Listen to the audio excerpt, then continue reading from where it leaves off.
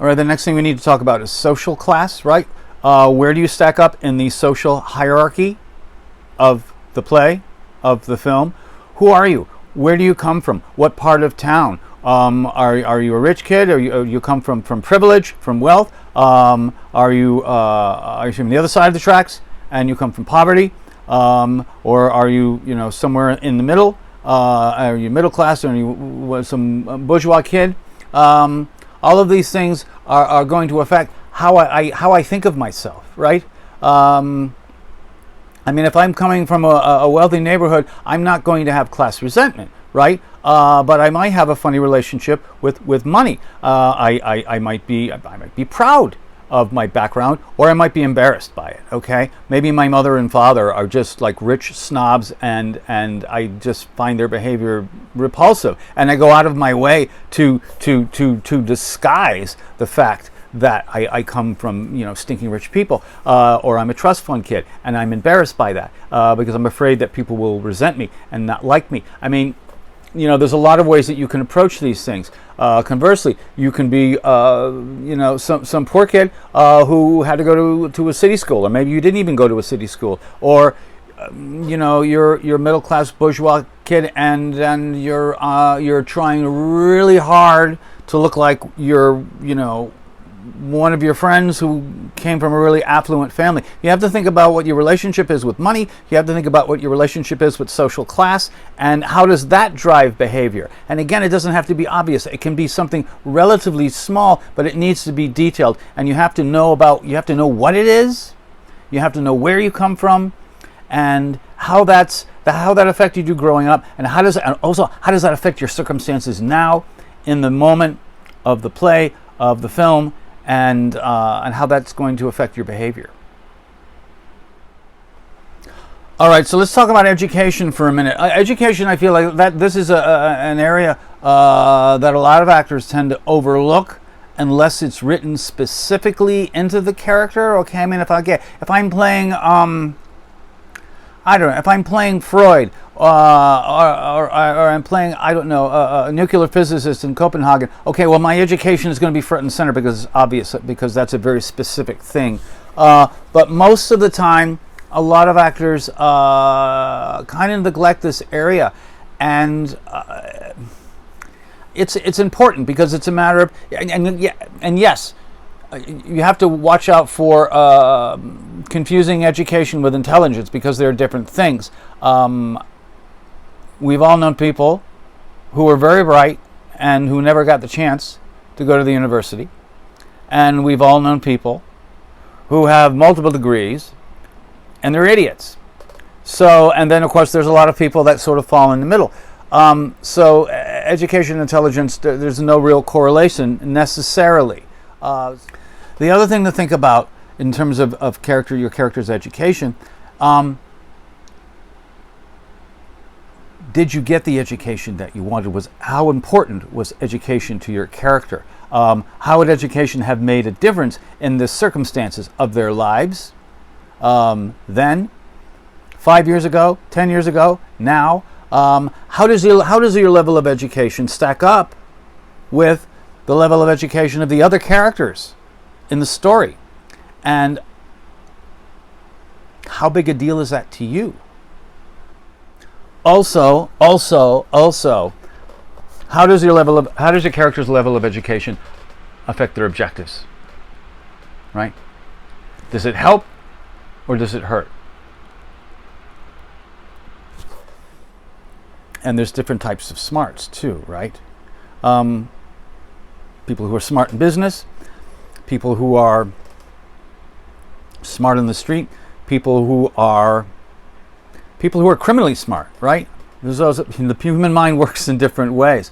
You have to sort of decide just how smart is my character, how smart do they need to be in terms of the action, in terms of the conflict, in terms of their objectives, and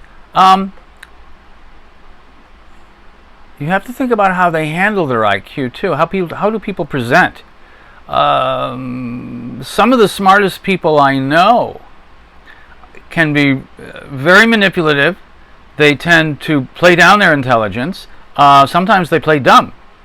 right? There's sometimes strategically real advantages in not letting people know just how smart you really are. It's like Paul Newman's character in The Hustler, right? You never really want to show anybody your best game, because then they know what you're truly capable of. You only give them as much as they need to know. The other thing to think about too, when you're dealing with characters who are really intelligent, sometimes you get a character who's just really too damn smart for their own good, and they miscalculate. And sometimes they miscalculate in a very big way. So after intelligence and after education, we have to think about the occupation of your character, right? How do they make a living? What do they do for money? And that may match up with their IQ, and it may match up with their level of education or not. It really depends. In many cases, that's going to be in the script, but not always. So the occupation of the character may or may not have a lot to do with their level of intelligence or their level of education. It may not. There are lots of people who go to college for various careers and don't find work in that career. Certainly actors fall into that category sometimes. I've known a number of people who have multiple degrees in different areas and had a very difficult time finding work. People have to go back to school, or they end up taking other jobs just to support themselves, right? And how satisfied are they with that? So you need to really kind of dig in and look at your character and say, so yeah, what do they do? How do they earn a living? How do they pay their rent? How do they pay their bills? And how do they feel about that? Is it work that they enjoy? Is it work that makes them feel good about themselves or not? Okay, last thing we're going to talk about in this segment, because there's a lot to talk about. We're going to talk about formative experiences, right?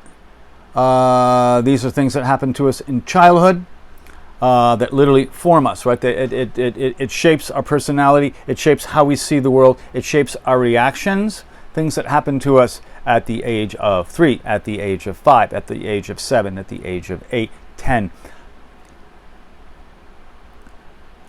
Now, of course, we're all conditioned to think of formative experiences as purely being, earth-shattering, traumatic things. It's not necessarily so.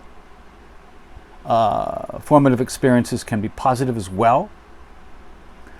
But the trick for the actor is whatever the formative experience is that you're working with, you have to find a way to present it and work with it in a believable way, and you have to give it a positive spin, okay? Because you can't play negative, because it doesn't take you anywhere, right? What do I mean by a negative?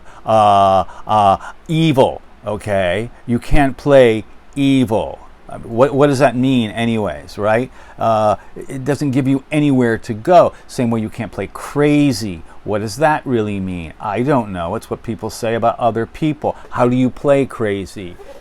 So when we talk about formative experiences, we're talking about things that happen in childhood, things that have a lasting effect on how we view the world, how we react to others, how we react to certain circumstances, triggers, buttons, levers that we have,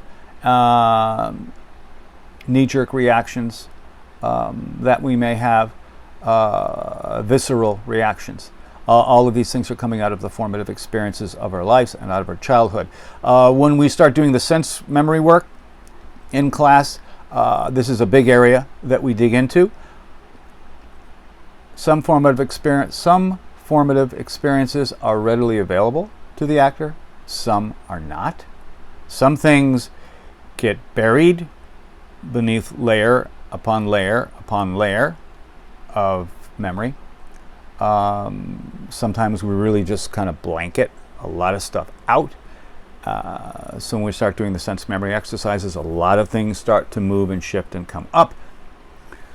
So these two things are really sort of dovetailing. One will inform the other.